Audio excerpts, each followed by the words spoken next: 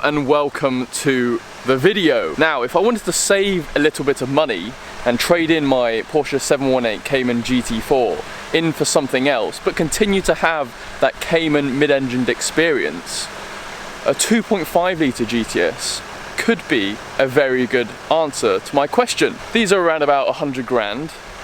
A 4 litre GTS on Auto Trader looking this morning starts at around £70,000, but you can pick up a nice 2.5 litre GTS for around £50,000. So, going by the title of the video today, I'm going to be experiencing for the first time and driving properly a 2 litre GTS. These are my experiences. There's a lovely Supra driving past that kind of looks like the Carmine Red 2.5 litre GTS as well. But this is going to be a video on my experiences of my first time driving this, and could this be a good replacement for the 4 litre GT4 that I've got, but a little bit cheaper on the monthlies, deposit, money spent, etc, etc.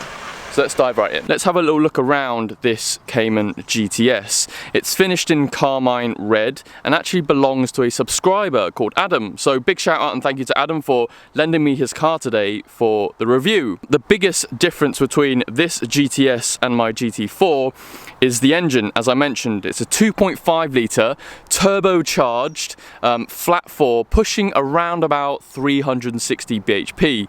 Mine is the 4 litre naturally aspirated straight 6 engine. We've got a manual in mine and a PDK in the GTS. So, as the purists would say, this is the better car. But actually, is it? This is, although a fully fledged GT car, a track car you can take on the road, this is a road car you can take out on the track. And I would argue that a GTS is actually the better car to own day to day. It has, as I mentioned, I've been out in these cars before as a passenger. It has slightly softer suspension than my GT4. The suspension, the front of the car kind of sits a little bit higher than the GT4. The GT4 sits quite low, so I'm always scraping the front splitter everywhere I go, whereas the GTS is just a little bit nicer to live with. So day to day, this is going to be, you know, cheaper running costs. I imagine MPG fuel miles to the gallon is probably around about the same. We'll have to ask Adam on that one, but maybe slightly cheaper running costs because it's not a fully fledged GT car. You could probably put cheaper tyres on it, aka PS4Ss or the Pirellis, instead of the full fat Cup 2s that are ridiculous to stick on this car and don't last as long. This being a GT car has a little bit more aggressive styling on it to kind of give it that kind of aero, because, like I said, it is a track car you can take out on the road. Adam actually has, and I'm talking of tyres, Adam's actually got the Pirellis on the front at the moment, and he's got Cup 2s on the back, so he's just changed these, but then he'll be eventually changing the fronts to Cup 2s as well. So the man likes to spend money on his tyres, but he cares a lot about grip. Inside, let's have a little look inside. He's also got the same comfort seats as me. They are very comfortable, and when you're out on track, they do hold you as well. Not as well as the buckets, but as I've said, this is actually the perfect car for your day-to-day. It can do all the road work that you need it to do, go to do the mundane stuff, go to the shops, etc. And then when you take it out on track, it's an absolute weapon, enjoying that mid-engined driving capability and dynamics. And we've got the PDK as well, which is going to be a very interesting thing to experience for me.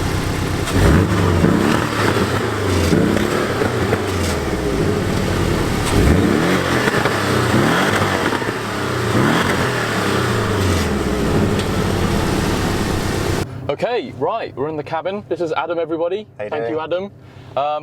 First time driving the GTS. So, hitting you with a bit of a voiceover, just to mix things up a little bit. What did I think of the Cayman GTS? Well, the first initial driving impressions were that the handling felt, I want to say, relatively the same as my GT4. The front end felt slightly higher off the ground, but maybe that was kind of my subconscious knowing that the kind of suspension at the front end was different to the GT4, and how the GT4 has that kind of lowered suspension, lower splitter, lower front end. Bit of turbo lag.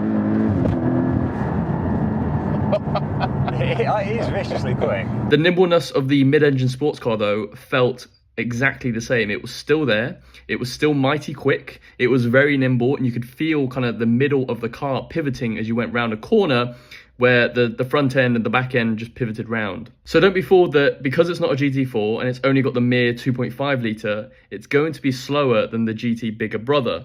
It's definitely not. It had some really good punch in it. It has that low down turbo punch, something that actually I miss a little bit in my GT4 sometimes. And going down the country roads, it was very, very quick actually. Now the brake pedal actually felt a lot softer and the steering wheel felt slightly heavier. That was an initial kind of impression that I had the minute I jumped into Adam's car.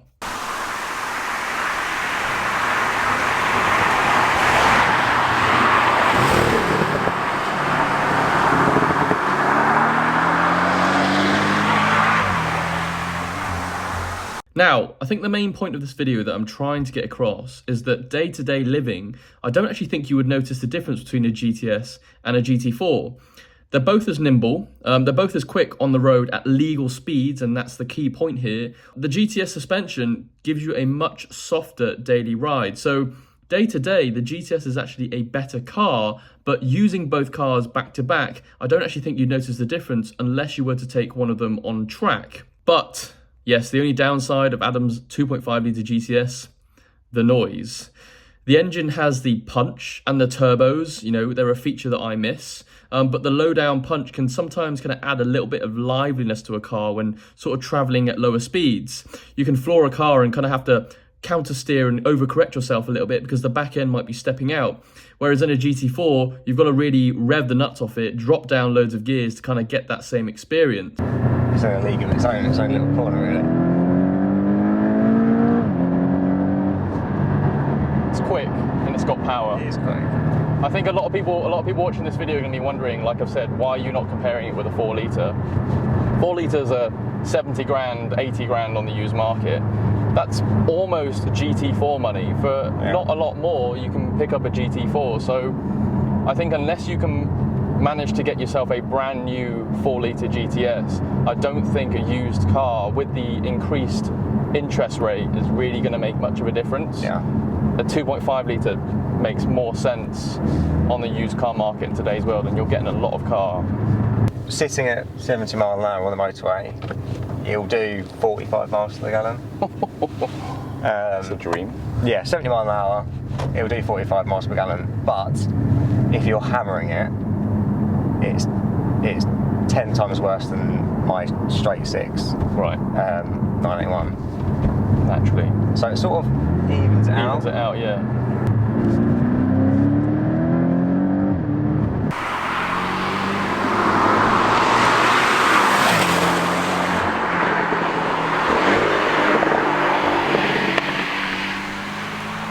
It's just as good as a GT4, I would say, day to day in your day-to-day scenario. Yeah. You've still got the Porsche DNA, you've got the lovely Alcantara steering wheel. It still feels special, it handles really well on the road. It's got plenty of power and speed. We'll go out in mine and I'll show you what the next level up is like.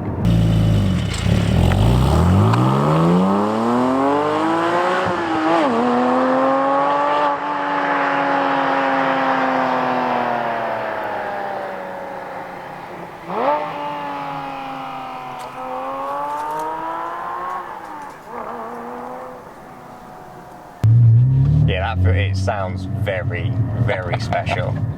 Just the rigidity. It feels just stiffer. Feels more special. I mean, I don't even have the stiffer suspension on. I think a lot of people look down on the 2.5 litre GTS because it's the 2.5 litre and not the 4 litre. I honestly love your car, Adam. I think it's really, really good. It was obviously created before this was out and before the 4 litre GTS was out. So Porsche put all their effort in to making it a good GTS car. And it honestly is a really good car. I'm really impressed with it. I'm glad you enjoy it. And I can see why people lust after the 4 litre one, because just putting this engine in that completes it. And I think the 4 litre is the perfect car. So this is my car, so I can give you the full proper beans and actually thrash it. Do you think I'm not shy?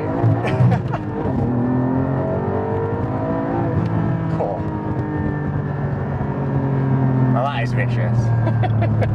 Yeah, there's no turbo lag. Yeah.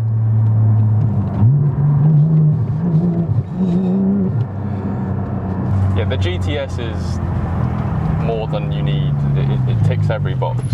This is just a bit excessive.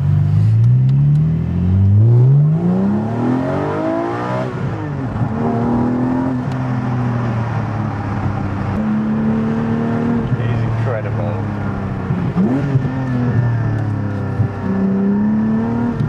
The grip feels.